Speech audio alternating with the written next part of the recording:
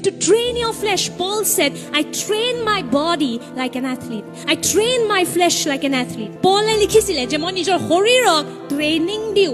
মোৰ আত্মাটো নিখুঁত হৈ গ'ল যিছু গ্ৰহণ কৰাৰ পাছত, কিন্তু আবেগ এতিয়াও দুষ্ট হৈ আছে, শৰীৰ এতিয়াও দুৰ্বল হৈ আছে। আৰু শৰীৰ আৰু আবেগক অনুশাসনলৈ আনিবলৈ এটা দেখা পোৱা মণ্ডলীত নিজকে ৰোপণ কৰাটো বহুত দৰকাৰ। But you also have a flesh, you also have your soul that tries to oppose the spirit.